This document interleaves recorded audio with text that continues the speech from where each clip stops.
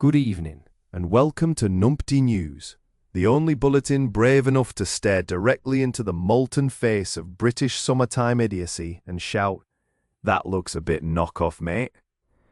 Tonight's top story: Brits heading abroad have been warned to avoid dangerous plug adapters. And frankly, if there's one thing this nation enjoys more than burnt sausage and badly applied aftersun, it's buying suspicious electrical tat from a plastic bucket near to airports. Experts say holidaymakers should think before they buy. A noble idea, obviously doomed from to start, in scenes reminiscent of a motorway service station raffle crossed with a minor house fire. Millions of sunburnt bargain sniffers are apparently stuffing their suitcases with flimsy little death cubes that promise to charge your phone, straighten your hair, and possibly launch your nan into low Earth orbit. Right, so here's what happened at Bognor Air. Panic, right, in T departure lounge.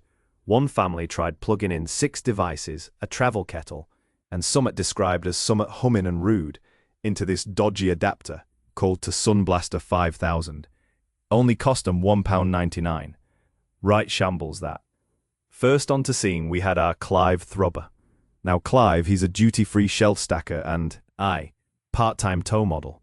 He were watching all tea chaos unfold, right there between ginormous Toblerones and a little un crying in a bucket hat. I know exactly what you mean.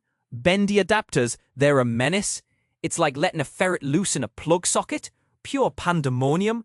The neck pillows didn't know what's hit them. Bet the duty-free counter looked like a scene from a horror film, folk gripping their neck cushions like shields. Right then, here's to latest.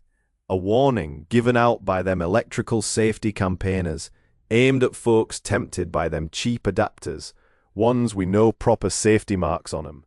But naturally, being Britain, some travellers have took this not as helpful advice, but as someone having a go at their God-given right to buy absolute bunchucks from a shop called Trits for You. One such warrior is Brenda Wazzock, female, mother of 3, and self-declared queen of all-inclusive preparedness, who had packed 14 adapters, 2 extension leads, and a plug she claimed was Europeanish. Brenda remained defiant, even as smoke allegedly drifted from her hand luggage. If that little plastic beauty can't charge me vape, me curling wand, and Kyle's gaming tablet at once, then what am I even paying £7 for? It's daylight robbery with extra sparks. Right then. Things escalated magnificently when airport electrician and local panic enthusiast Neville Grotpipe turned up.